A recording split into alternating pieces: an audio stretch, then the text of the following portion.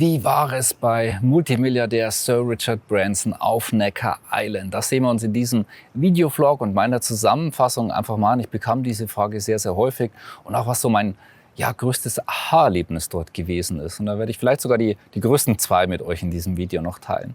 Also, ich war auf eine Unternehmer-Mastermind auf Necker Island, um auch Sir Richard Branson zu treffen, auch mit Workshops und Co., auch mit ihm persönlich. Aber erst mal, als ich angekommen bin, da gab es, wie gesagt, erstmal eine Bootstour. Und wie fing das Ganze an? Und zwar mit Champagner. Das gab es bereits in dem Boot. Ja, und das ist natürlich auch ein tolles Erlebnis. Und dann eben erstmal eine halbe Stunde dorthin und dann haben wir geschaut, auch bei Google Maps, ja, da ist die Necker Island jetzt, okay, da kommt es jetzt auch. Und da habe ich dann wirklich gesehen, das ist es. Und das ist dann wirklich schon so erhebend, wenn man da wirklich weiß, wow, das ist jetzt hier Necker Island, was ich auch persönlich, du vielleicht ja auch auf Social Media schon öfter gesehen hatte. Und dann ist man wirklich auf dieser, schon leicht sagenumwobenen Milliardärsinsel. Ja, erstmal dort angekommen. Es ist ein tolles Ressort auch, gibt es schöne Möglichkeiten, auch, also überall tolle Dinge und tolle Restaurants auch verteilt auf der Insel.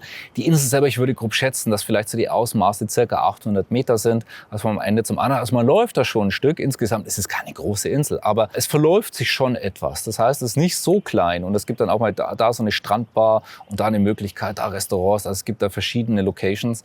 Das heißt, man hat auch die Möglichkeit, um verschiedene Locations mit Strand dann zu essen oder dann eben auch weiter oben auf der Insel, auch mit traumhaften Ausblicken. Also es gibt wirklich eine wunderschöne Anlage dort. Richard hat dort natürlich auch seine eigene Villa, die er dort fleißig nutzt, aber auch selber, er ist ein sehr kommunikativer Mensch, auch ein sehr neugieriger Mensch. Ich war auch selber mit ihm, durfte ein bisschen Zeit mit ihm verbringen, auch selber auch beim Frühstück mal ein bisschen sprechen. Ich habe ihn erst mal gefragt, wie viele Länder er bereist hat. Und das wusste er auch gar nicht genau. Ich habe gefragt, wie viele Länder ich denn bereist habe. Ich gesagt, ja, um die 90. Ich gemeint, ja, habe ich wahrscheinlich mehr bereist als er. Ja.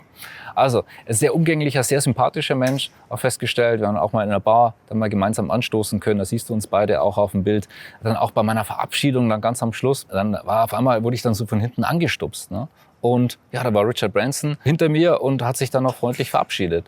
Also das sind so Sachen, die sind keine Selbstverständlichkeit. Und ja, also ich habe ihn als sehr, sehr sympathischen, weltoffenen Menschen kennengelernt, der sich sehr für andere Menschen interessiert und gerne die Welt versteht. Und das fand ich persönlich auch sehr, sehr schön. Also das so, auch ihn einfach ein bisschen zu beobachten, wie er sich selber verhält. Und ja, also wirklich sehr, sehr sympathisch. Und er ist auch jemand definitiv, der gerne und viel Sport treibt. Der ist unglaublich fit, wenn er für 74 Jahre jung, muss man bei ihm ja noch fast noch sagen. Also er hat wirklich ein ganz klares Bewusstsein, okay, Ernährung, Sport und all diese Dinge, dass es wirklich zentral und wichtig ist. Und hat mich auch noch gefragt, ob er Schach spielen will, also auch geistig, mental, sportlich. Also er kümmert sich ja noch um seine Unternehmen, aber eben deutlich weniger. Direkt auf die Frage, wie viel das er sich darum kümmert, hat er auch geantwortet, ja, wenn es wirklich mal, wirkliche Probleme, Krisen etc. gibt, dann mehr, was ja während der Pandemie ja auch der Fall gewesen ist. Und da hat er sich dann intensiver darum gekümmert. Ansonsten auf Necker Island eine faszinierende Tierwelt mit Lemuren. Dann, es gibt Riesenschildkröten, die habe ich leider persönlich nicht gesehen. Das habe ich erst dann ganz am Schluss erfahren, da war es dann schon zu spät. Aber vielleicht dann ja beim nächsten Besuch vor Ort das nochmal anschauen. Dann hier, aber ich habe auch noch so eine Wanderung unternommen. Das war dann schon zum Sonnenuntergang. Wirklich traumhaft, die tollen Anlagen dort zu sehen. Und dann hier auch mit Flamingos, die dort auf Necker Island leben. Also wirklich tolles Erlebnis. Ich persönlich, was waren so meine Takeaways? Also zum einen die Inspiration, einfach so diesen Ort der absoluten Fülle dort zu leben und wie es, ich sag mal, später auch mal sein könnte. Ja? Und was es für Möglichkeiten in dieser Welt gibt, was man kreieren wirklich kann. Einfach auch mal ein bisschen größer zu denken. Es muss jetzt keine Milliardärsinsel sein, sondern kann ja auch ganz anders aussehen. Aber auch gerade die Menschen, die man um sich hat. Und Richard Branson ist ja unglaublich smart in jeglicher Art und Weise, so wie er auch sein Leben gelebt hat. Denn er holt sich halt einfach tolle, interessante, spannende Menschen, die einfach, zu ihm irgendwie mit dazu passen auf seine eigene Insel. Und die kommen sehr, sehr gerne. Und dadurch bleibt er auch jung, interessiert und fit.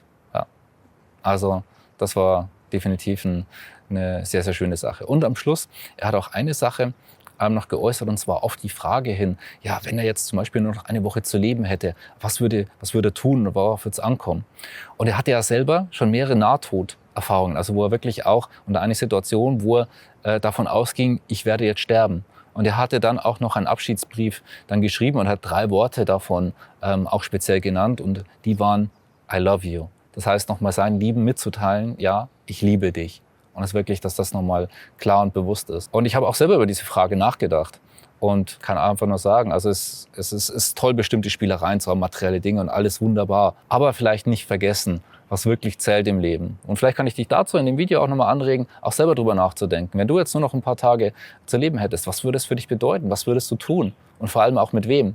Und was würdest du vielleicht selber dann nochmal weitergeben? Und vielleicht wirst du auf was Ähnliches kommen. Wer weiß. Ich hoffe, es war ein interessantes und inspirierendes Video hier, wie meine Zeit auf Necker Island gewesen ist. Und ich kann einfach nur sagen, es war sehr inspirierend. Es war für mich eine besondere Zeit. Auch da mal nachdenken. Das hat immer häufig auch mit den Menschen zu tun. Es war nicht die Insel selber. Die Insel ist einfach mal grundsätzlich auch nur ein Stück Land und auch ein schönes Stück Land, absolut. Aber es sind immer die Menschen, die es ausmachen. Dann Richard Branson und was er konkret daraus gemacht hat. Ich denke, das können wir alle mitnehmen. Egal wo und wie wir gerade stehen, es sind die Menschen. Und vielleicht, wenn wir das auch mit tollen materiellen Dingen zusammen bestücken können, dann kann etwas Wundervolles entstehen. Und ich finde, Necker Island und auch diese Tage mit Richard Branson spiegeln das sehr schön wider. Ich hoffe, es war interessant. Ich freue mich auf dich beim nächsten Video. Was du siehst, gerne YouTube-Kanal abonnieren, teilen, liken, kommentieren. Was war für dich am interessantesten? Was würdest du tun, wenn du nur noch eine Woche zu leben hättest? Also, wir sehen uns im nächsten Video. Ansonsten herzlichst euer Thorsten Littmann.